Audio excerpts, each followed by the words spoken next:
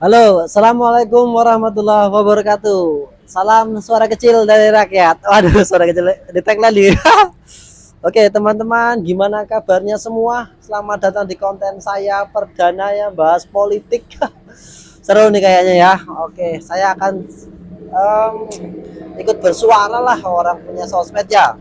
Gitu. Oke ya, bersuara saya. Gimana nih, teman-teman? Acara kontestasi politik Pilpres 2024 sudah anget nih. Udah teman-teman Gen Z sudah menentukan arahnya kemana. eh Seru ya, seru. Ada pilihan banyak nih dari Pak Anies Baswedan dengan Cak Iminnya, dengan Prabowo dengan nggak tahu siapa, apalagi dengan Pak Ganjar dengan Pak Mahfud MD. Kita bahas yang Pak Ganjar aja lah yang seru nih. Out of the box sekali ya belanjaannya Bu Megawati ini luar biasa emang gokil. Awalnya saya mau lock out nggak bakal dukung Pak Ganjar, pengen angin baru lah jangan yang merah mulu gitu kan. Tapi ternyata yang dipilih wakilnya adalah Pak Mahfud MD, login lah. Kalau santri pasti login. Kenapa? Kita bedah ya. Oke teman-teman. Loh, tapi kan sebelah kan ada cacatnya. Apakah santri juga? Ke NU-an Cak Imin dengan Pak Mahfud MD itu ya pasti Pak Mahfud MD teman-teman. Biarpun Cak Imin itu eneng Cak tapi ya belum tentu NU. Tapi nek kalau Pak Mahfud MD udah pasti apa? Madura. Wong Madura mesti ini NU. Wah, gitu ya.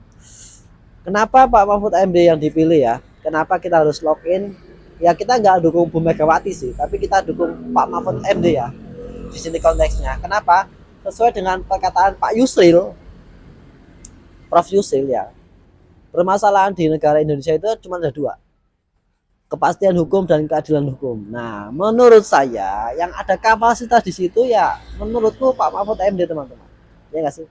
Nah, itu PR besarnya Pak Mahfud MD. Semoga beliau bisa memecahkan PR ini ya. Tantangan besar, challenge-nya besar Pak Mahfud MD.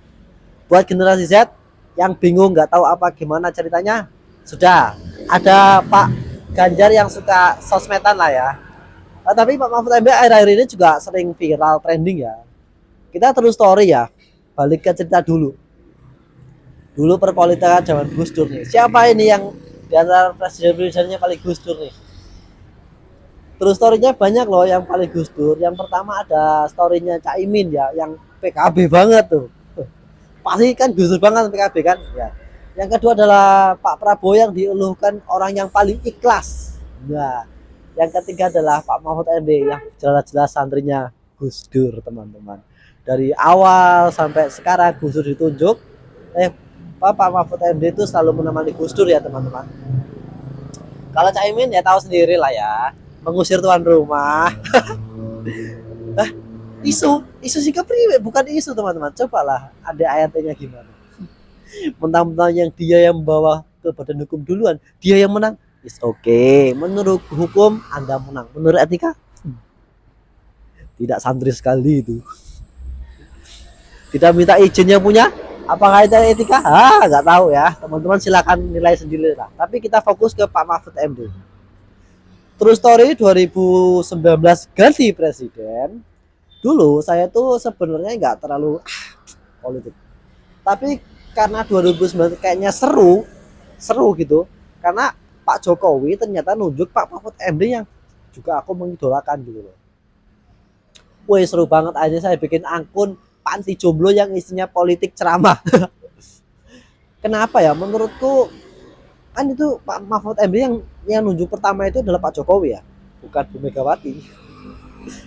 Tapi ternyata logaritma politik pada tahun 2019 itu adalah politik identitas, politik agama teman-teman. Akhirnya menurut Bu Megawati mungkin ya, Pak Mahfud MD itu kurang NU, kurang Islam banget gitu. Akhirnya ditunjuk adalah Kiai, yaitu Pak Ma'ruf Amin. Oke lah, pasti menang juga sih. Oke.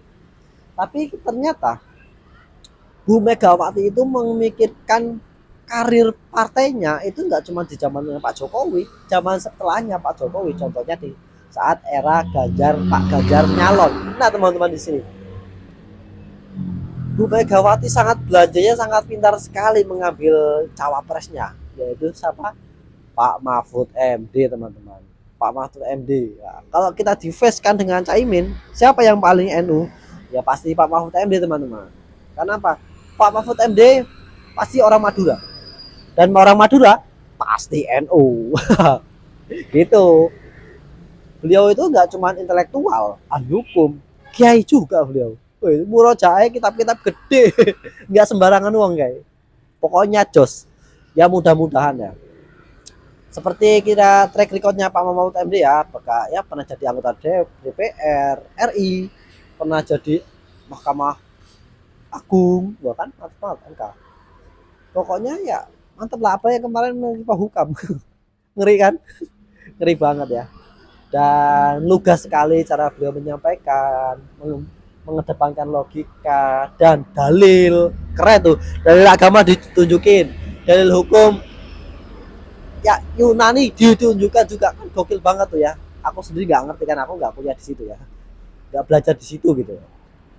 Tapi yang saya garis berdasarkan adalah yuk login Pak Mahfud MD. Mudah-mudahan Pak Mahfud MD bisa ya dua itulah, jangan banyak-banyak, dua aja lah, kepastian hukum dan keadilan hukum. Kenapa teman-teman seperti itu?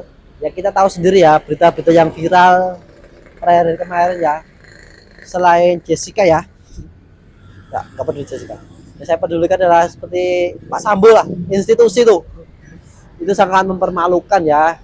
Gimana bobroknya hukum kita, ya itulah seperti itu kira-kira. Kepastian hukum Pak Bro, kalau salah ya dihukum salah.